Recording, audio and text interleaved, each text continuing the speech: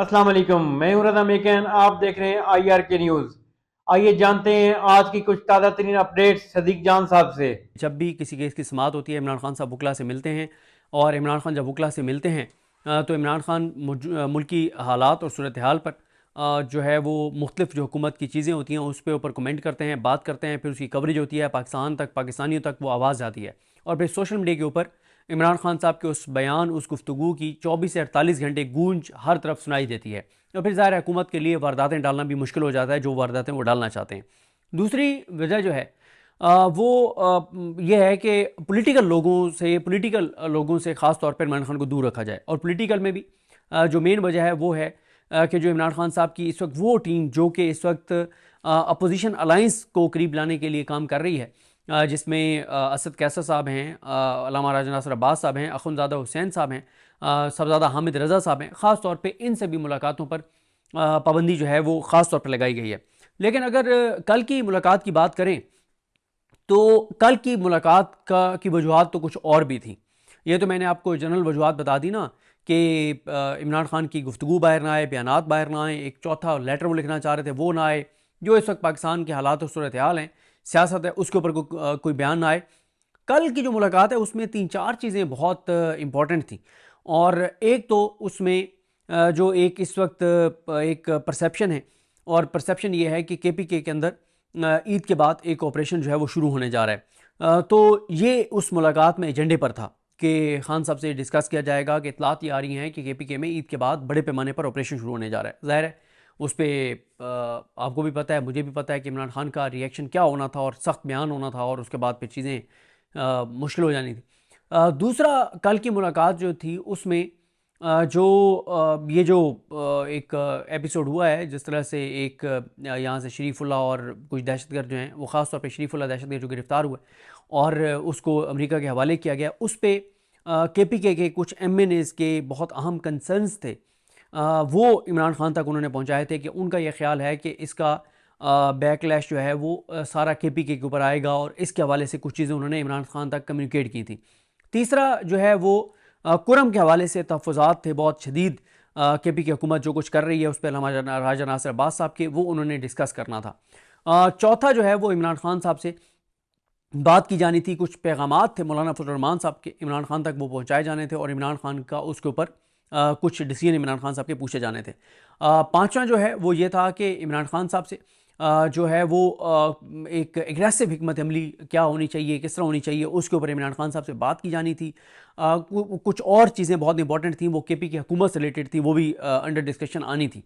तो साथ ही लास्ट जो है वो इमरान खान साहब को एक पैगाम पहुंचाया जाना था PTM का। PTM ने इमरान खान तक ये बात पहुंचाई है कि एक तरफ आप सबको साथ लेकर चलने की बात कर रहे हैं, एक तरफ आप पूरे पाकिस्तान के हकूक़ की बात कर रहे हैं, दूसरी तरफ खान साहब आपकी ही KPK हुकूमत PTM के ख़िलाफ़ इंतकामी कार्रवाइयाँ कर रही है। तो वो भी एक पैगाम था जो PTM की जानिब से इमरान खान को भिजवाया गया था। तो वो भी इमरान खान तक पहुँचाया जाना था, और ज़ाहिर है उसके ऊपर आप अंदाज़ा कर सकते हैं कि इमरान खान का बहुत सख्त रिएक्शन होता कि KPK हुकूमत ये क्यों कर रही है, किसके कहने पे कर रही है, और अली अमीन गंडापुर के लिए एक पैगाम होता कि ये हरकतें ना की जाएँ। और लास्ट पॉइंट, वैसे तो बहुत चीज़ें थी, लेकिन लास्ट पॉइंट जो मुझे पता चला वो मारंग बलोच के हवाले से कुछ चीज़ें थी। बलूचिस्तान के अंदर जो इस वक्त दहशतगर्दी की सूरत हाल है, लापता अफराद का मामला है, वो था। फिर इमरान खान को ये भी बताया जाना था कि जस्टिस याहिया अफरीदी की जो एज लिमिट है रिटायरमेंट की, उसको 70 ईयर तक किया जा रहा है, कि जो भी चीफ़ जस्टिस बनेगा तो वो 70 साल की उम्र तक चीफ़ जस्टिस पाकिस्तान रहेगा।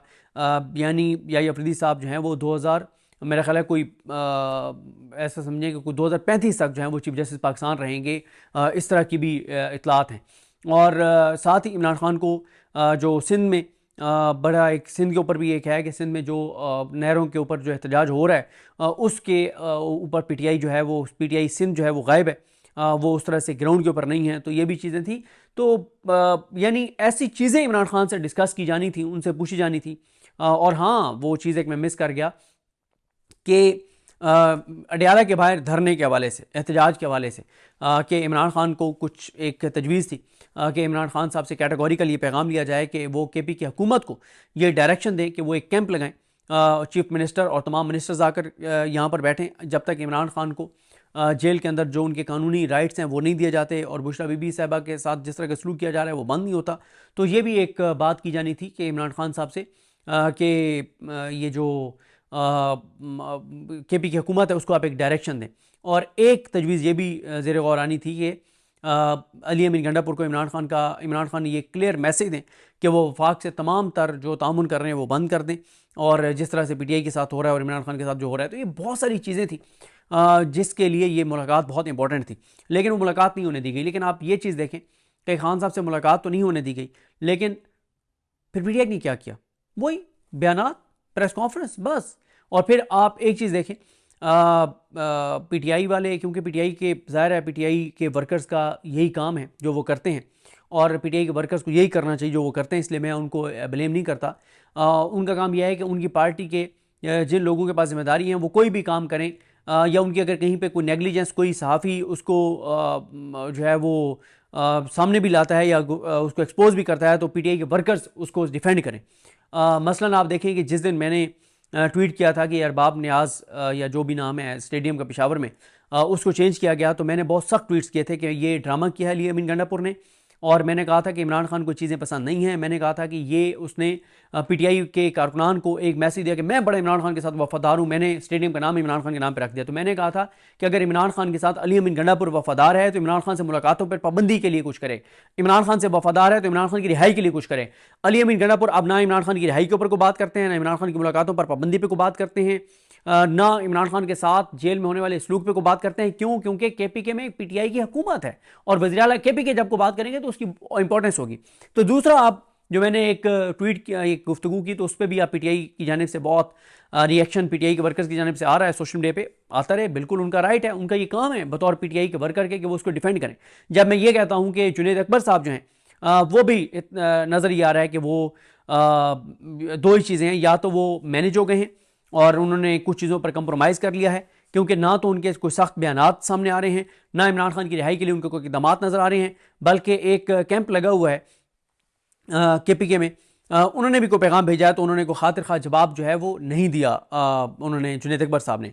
तो दो ही चीज़ें हैं, या ये है कि वो कंप्रोमाइज़ हैं और उन्होंने कोई कंप्रोमाइज़ कर लिया, या ये है कि कोई पस पर्दा ऐसी डेवलपमेंट्स हो रही हैं, ऐसी चीज़ें हो रही हैं, और एक कितना बड़ा प्लान है जुनैद अकबर के पास कि अभी उनको वो प्लान सामने लाने की ज़रूरत नहीं है।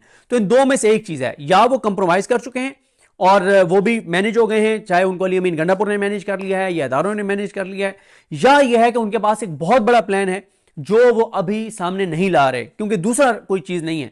क्योंकि अली अमीन गंडापुर के ऊपर हम पहले भी तनकीद करते थे, आज भी कर रहे हैं, वो कम अज़ कम को भड़कें तो मारते रहते थे, को बयान तो देते रहते थे। जुनैद अकबर साहब ने तो बयान देने ही खत्म कर दिए, यानी बात करने इमरान खान की रिहाई के ऊपर उस तरह से वो नहीं कर रहे।